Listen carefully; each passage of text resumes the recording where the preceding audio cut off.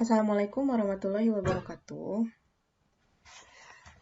Hari ini saya akan membahas mengenai pekerjaan, profesi, dan profesional. Seringkali kita terjebak dengan tiga istilah ini. Untuk memahami masing-masing dari istilah ini dan perbedaan satu sama lain, mari kita simak pembahasannya berikut ini. Mengapa manusia harus bekerja? Benarkah hanya untuk memenuhi dan mencukupi kebutuhan hidupnya? Atau karena memiliki alasan lain, tidak sekedar memenuhi kebutuhan hidup? Pertanyaan-pertanyaan tersebut perlu dilontarkan untuk memahami hakikat manusia sebagai makhluk yang bekerja, bahwa terlepas sebagai usaha pemenuhan kebutuhan hidupnya, manusia adalah makhluk pekerja. Bab ini akan membahas beberapa pokok permasalahan, dimulai dari manusia dan kebutuhannya, kemudian pekerjaan dan profesi, serta profesi dan profesional.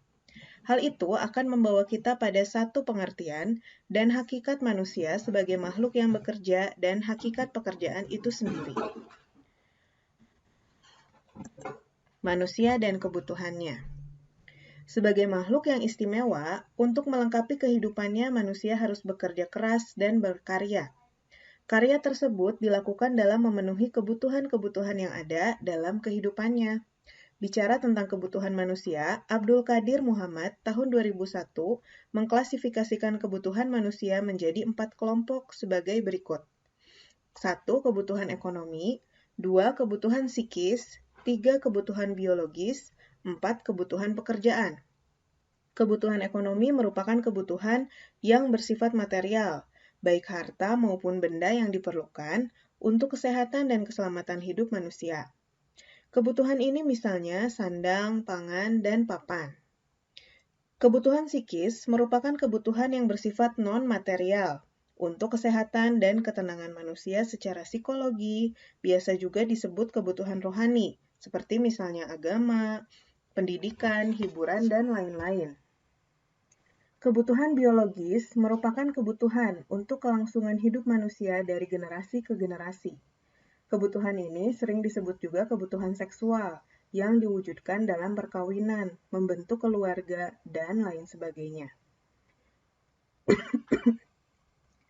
Kebutuhan pekerjaan merupakan kebutuhan yang bersifat praktis untuk mewujudkan kebutuhan-kebutuhan yang lain. Kebutuhan pekerjaan ini misalnya adalah profesi, perusahaan, dan lain sebagainya. Pekerjaan dan profesi. Pada bagian sebelumnya telah dibahas bahwa salah satu kebutuhan pokok manusia adalah kebutuhan pekerjaan, yang merupakan kebutuhan yang bersifat praktis untuk memenuhi kebutuhan-kebutuhan yang lain. Pada hakikatnya, bekerja adalah kodrat manusia. Agama mengajarkan kepada kita bahwa ketika Adam jatuh dalam dosa dan dibuang ke dunia, maka saat itu juga manusia dikodratkan harus bekerja untuk memenuhi kebutuhannya. Sejak kecil pun manusia sebenarnya sudah bekerja, meskipun tidak dalam konteks untuk memenuhi kebutuhan ekonomi dalam kehidupannya. Mereka berinteraksi dengan manusia lain dan melakukan aktivitas-aktivitas tertentu dalam kehidupannya. Seiring perkembangan kehidupan manusia, konteks pekerjaan berubah menjadi hal yang dilakukan untuk pemenuhan kebutuhan hidupnya. Thomas Aquinas, seperti dikutip oleh Sumaryono pada tahun 1995, menyatakan bahwa setiap wujud kerja mempunyai 4 macam tujuan, yaitu A. Memenuhi kebutuhan hidup. Hasil dari melakukan pekerjaan dapat digunakan untuk memenuhi kebutuhan hidup sehari-hari, baik kebutuhan akan pangan, sandang, papan, maupun kebutuhan yang lain. B. Mengurangi tingkat pengangguran dan kriminalitas. Adanya lapangan pekerjaan akan mencegah terjadinya pengangguran, yang berarti pula mencegah semakin merebaknya tindak kejahatan. C. Melayani sesama. Manusia dapat berbuat amal dan kebaikan bagi sesamanya dengan kelebihan dari hasil pekerjaan yang dilakukannya. Manusia juga dapat melayani sesama melalui pekerjaan yang dilakukannya. D. Mengontrol gaya hidup. Orang dapat mengontrol gaya hidupnya dengan melakukan suatu pekerjaan, Dengan bekerja, orang akan mendapatkan suatu rutinitas kegiatan dalam kehidupannya sehari-hari. Dengan rutinitas tersebut, tentunya orang akan dapat mengatur, merencanakan, dan mengontrol kegiatan apa yang akan dilakukan dalam kehidupannya. Profesi merupakan bagian dari pekerjaan, tetapi tidak semua pekerjaan adalah profesi. Sebagai contoh, pekerjaan staf administrasi tidak masuk ke dalam golongan profesi. Karena untuk bekerja sebagai staf administrasi, seseorang bisa berasal dari berbagai latar belakang pendidikan, pengetahuan, dan pengalaman, sedangkan akuntan merupakan profesi karena seseorang yang bekerja sebagai akuntan haruslah berpendidikan akuntansi dan memiliki pengalaman kerja beberapa tahun di kantor akuntan. Profesi adalah suatu bentuk pekerjaan yang mengharuskan pelakunya memiliki pengetahuan tertentu yang diperoleh melalui pendidikan formal dan keterampilan tertentu yang didapat melalui pengalaman kerja pada orang yang terlebih dahulu menguasai keterampilan tersebut dan terus memperbaharui keterampilannya sesuai dengan perkembangan teknologi. Buell seperti dikutip Gailey dan Iglan tahun 1989 mendefinisikan profesi sebagai bidang usaha manusia berdasarkan pengetahuan di mana keahlian dan pengalaman pelakunya diperlukan oleh masyarakat. Definisi ini meliputi 3 aspek, yaitu ilmu pengetahuan tertentu, aplikasi kemampuan atau kecakapan, dan berkaitan dengan kepentingan umum. Dari beberapa uraian mengenai profesi seperti di atas, dapat disimpulkan beberapa catatan tentang profesi sebagai berikut. A. Profesi merupakan suatu pekerjaan yang mengandalkan keterampilan atau keahlian khusus yang tidak didapatkan pada pekerjaan-pekerjaan pada umumnya. B. Profesi merupakan suatu pekerjaan yang dilakukan sebagai sumber utama nafkah hidup dengan keterlibatan pribadi yang mendalam dalam menekuninya. C. Profesi merupakan suatu pekerjaan yang menuntut pengemban profesi tersebut untuk terus memperbaharui keterampilannya sesuai perkembangan teknologi. Kemudian dari berbagai pengalaman tentang profesi, tercatat 2 hal tentang profesi khusus yang dibedakan dari profesi-profesi pada umumnya. 2 kategori yang dianggap sebagai profesi khusus tersebut adalah profesi yang melibatkan hajat hidup orang banyak dan profesi yang merupakan profesi luhur dan menekankan pengabdian. Catatan pokok dari 2 profesi khusus tersebut adalah berikut. A. Pada profesi tertentu yang melibatkan hajat hidup orang banyak, gelar keprofesionalan tersebut harus didapatkan melalui pengujian oleh organisasi profesional yang diakui secara nasional atau internasional, dan hanya kandidat yang lulus yang berhak menyandang gelar profesi ini dan melakukan pekerjaan untuk profesi ini. Contoh yang paling jelas adalah profesi dokter, kesehatan manusia di Indonesia. Hanya sarjana kedokteran yang menjadi anggota ID, yang boleh membuka praktik dokter. B. Profesi luhur merupakan profesi yang menekankan pengabdian dan pelayanan kepada masyarakat. Sasaran utama profesi ini adalah mengabdi dan melayani kepentingan masyarakat, bukan semata-mata mencari nafkah hidup. Contoh nyata dari profesi ini adalah guru, pendeta, biarawan, biarawati, penasihat hukum, pengacara, dan lain sebagainya. Selanjutnya, perlu dipahami bahwa dalam kaitan pekerjaan dan profesi, hakikat pekerjaan menuntut manusia untuk memilih profesi atau keahliannya secara bertanggung jawab sesuai kemampuannya. Untuk itu, sebelum bekerja dan menjalankan profesi, manusia dituntut untuk memiliki persiapan yang matang dan sebaik-baiknya. Profesi dan profesional. Bekerjalah dengan cinta. Jika engkau tidak dapat bekerja dengan cinta, lebih baik engkau meninggalkannya dan mengambil tempat di depan pintu gerbang candi-candi, meminta sedekah kepada mereka yang bekerja dengan penuh suka dan cita. Khalil Gibran, Sang Nabi. Kutipan saja Khalil Gibran dalam Sang Nabi di samping, mungkin saja merupakan bagian dari sebuah profesionalisme. Orang yang profesional versi Khalil Gibran adalah orang yang mencintai profesinya. Dengan mencintai profesi, orang akan terpacu untuk terus mengembangkan kemampuan yang mendukung profesi tersebut. Kembali menilik pada pengertian profesi yang telah dibahas sebelumnya, seorang pelaku profesi haruslah memiliki sifat-sifat sebagai berikut. A. Menguasai ilmu secara mendalam dalam bidangnya. Di depan sudah dibahas bahwa sebuah profesi akan mengandalkan suatu pengetahuan khusus yang dimiliki oleh sekelompok profesional agar dapat menjalankan tugasnya dengan baik.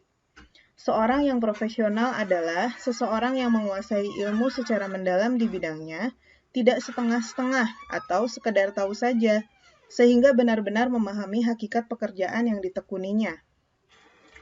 B. Mampu mengonversikan ilmu menjadi keterampilan.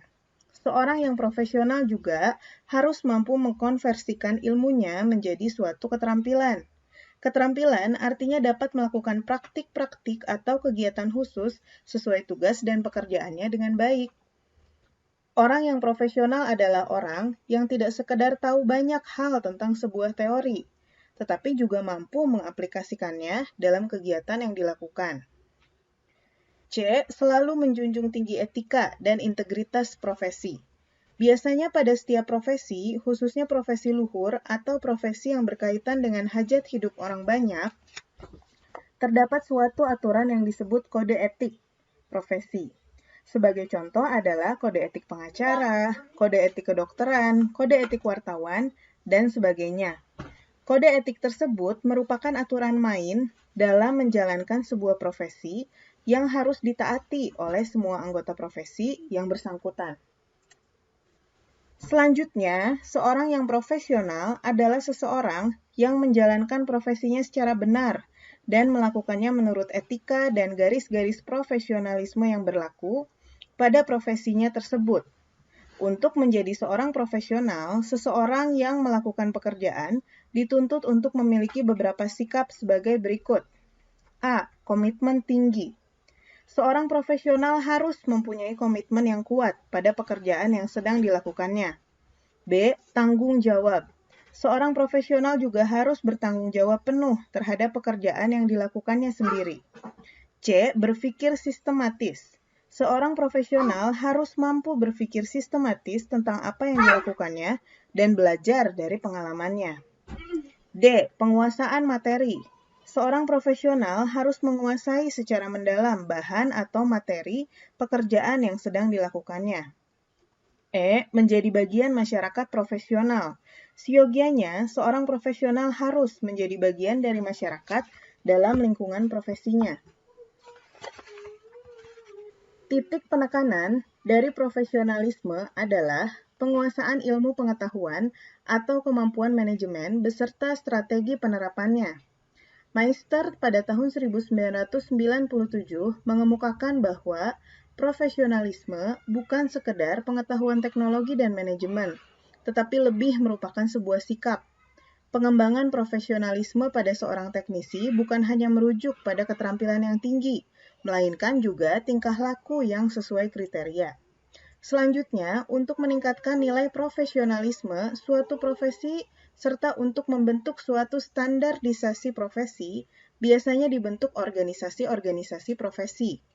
Organisasi profesi ini mengatur keanggotaan, membuat kebijakan etika profesi yang harus diikuti oleh semua anggota, memberi sanksi bagi anggota yang melanggar etika profesi, dan membantu anggota untuk dapat terus memperbaharui pengetahuannya sesuai perkembangan teknologi. Beberapa organisasi profesi telah berkembang di Indonesia dengan harapan semakin meningkatkan profesionalitas para pelaku profesi tersebut.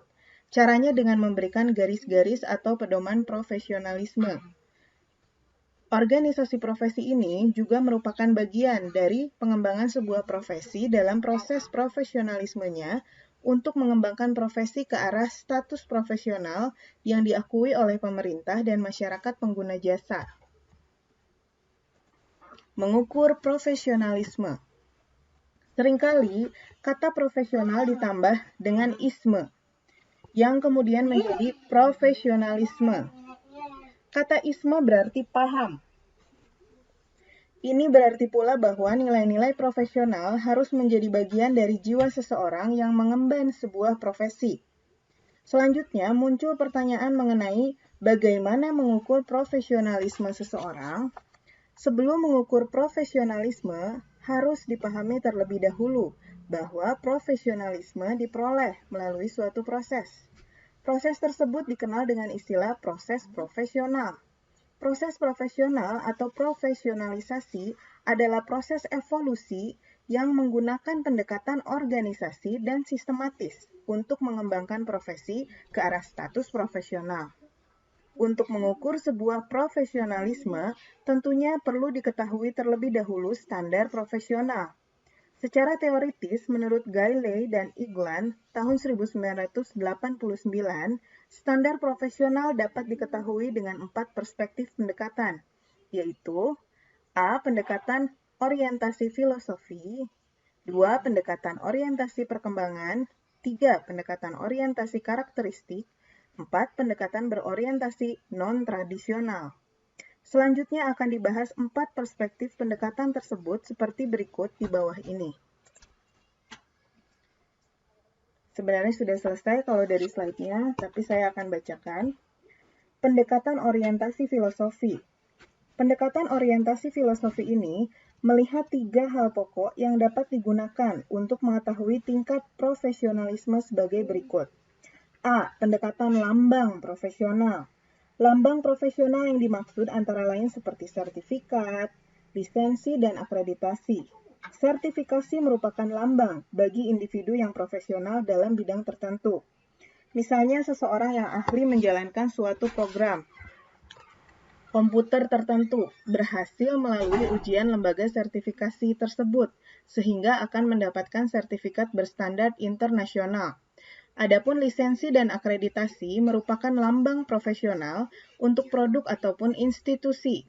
Sebagai contoh, lembaga pendidikan yang telah dianggap profesional oleh umum adalah lembaga pendidikan yang telah memiliki status terakreditasi dan lain-lain. Akan tetapi, penggunaan lambang-lambang ini kurang diminati karena berkaitan dengan aturan-aturan formal. B. Pendekatan sikap individu. Pendekatan ini melihat bahwa layanan individu pemegang profesi diakui oleh umum dan bermanfaat bagi penggunanya. Sikap individu tersebut antara lain adalah kebebasan personal, pelayanan umum, pengembangan sikap individual, dan aturan-aturan yang bersifat pribadi. Orang akan melihat bahwa individu yang profesional adalah individu yang memberikan layanan yang memuaskan dan bermanfaat bagi pengguna jasa profesi tersebut. C. Pendekatan eklektik. Pendekatan ini melihat bahwa proses profesional dianggap sebagai kesatuan dari kemampuan, hasil kesepakatan, dan standar tertentu. Hal ini berarti bahwa pandangan individu tidak akan lebih baik dari pandangan kolektif yang disepakati bersama. Pendekatan eklektik ini merupakan pendekatan yang menggunakan prosedur, teknik, metode, dan konsep dari berbagai sumber, sistem, dan pemikiran akademis. Dengan kesatuan pendekatan item-item tersebut di atas, masyarakat akan melihat kualitas profesionalisme yang dimiliki oleh seseorang sebagai individu ataupun yang mewakili suatu institusi. Oke, sedikit lagi, pendekatan orientasi perkembangan.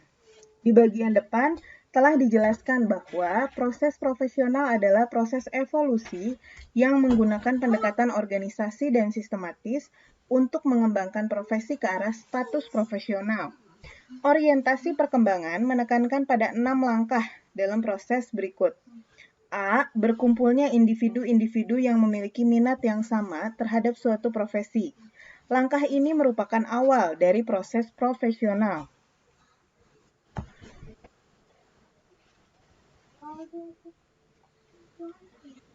Orientasi berkeperkembangan menekankan pada 6 langkah dalam proses berikut. A. Berkumpulnya yang sama terhadap suatu profesi. Langkah ini merupakan awal dari proses profesional.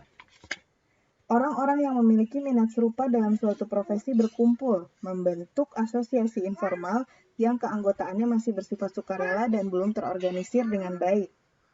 B. Melakukan identifikasi dan adopsi terhadap ilmu pengetahuannya tertentu untuk mendukung profesi yang dijalaninya. Hal ini tentu saja disesuaikan dengan latar belakang akademis para pelaku profesi tersebut. Setelah individu-individu yang memiliki minat yang sama berkumpul, selanjutnya para praktisi akan terorganisasi secara formal pada suatu lembaga yang diakui oleh pemerintah dan masyarakat sebagai membuat kesepakatan mengenai persyaratan profesi berdasarkan pengalaman atau kualifikasi tertentu. Hal ini sesuai dengan hakikat sebuah profesi yang mengharuskan pelakunya memiliki pengetahuan tertentu yang diperoleh melalui pendidikan formal dan atau keterampilan tertentu yang didapat melalui pengalaman kerja pada orang yang terlebih dahulu menguasai keterampilan tersebut. Menentukan kode etik profesi yang menjadi aturan main dalam menjalankan sebuah profesi yang harus ditaati oleh semua anggota profesi yang bersangkutan. Revisi persyaratan berdasarkan kualifikasi tertentu seperti syarat akademis dan pengalaman melakukan pekerjaan di lapangan. Hal ini akan berkembang sesuai tuntutan tingkat pelayanan yang diberikan kepada para pengguna jasa profesi tersebut. Pendekatan orientasi karakteristik. Orientasi ini melihat bahwa proses profesional juga dapat ditinjau dari karakter profesi atau pekerjaan. Ada 8 karakteristik pengembangan proses profesional yang saling terkait, yaitu A. Kode etik profesi yang merupakan aturan main dalam menjalankan sebuah profesi. Kode etik ini digunakan sebagai aturan langkah bagi seorang profesional dalam menjalankan profesinya. B. Pengetahuan yang terorganisir yang mendukung pelaksanaan sebuah profesi. C. Keahlian dan kompetensi yang bersifat khusus. D. Tingkat pendidikan minimal dari sebuah profesi. Ini penting untuk menjaga mutu profesi yang bersangkutan. Sertifikat keahlian yang harus dimiliki sebagai salah satu lambang profesional. Proses tertentu sebelum memangku profesi untuk bisa memikul tugas dan tanggung jawab dengan baik. Proses tersebut misalnya adalah riwayat pekerjaan, pendidikan, atau ujian yang dilakukan sebelum memangku sebuah profesi. G. Adanya kesempatan untuk menyebarluaskan dan bertukar ide di antara anggota. H. Adanya tindakan disiplin dan batasan tertentu jika terjadi malpraktik dan pelanggaran kode etik profesi. Pendekatan orientasi non-tradisional. Perspektif pendekatan non-tradisional menyatakan bahwa seseorang dengan bidang ilmu tertentu diharapkan mampu melihat dan merumuskan karakteristik yang unik dan kebutuhan sebuah profesi. Orientasi ini memandang perlunya dilakukan identifikasi elemen-elemen penting untuk sebuah profesi. Misalnya standarisasi profesi untuk menguji kelayakannya dengan kebutuhan lapangan, sertifikasi profesional, dan sebagainya. Dengan pendekatan-pendekatan yang dibahas di atas, dapat disimpulkan bahwa mengukur profesionalisme bukanlah hal yang mudah, karena profesionalisme tersebut diperoleh melalui suatu proses profesional, yaitu proses evolusi dalam mengembangkan profesi ke arah status profesional yang diharapkan. Atas perhatiannya saya aturkan terima kasih.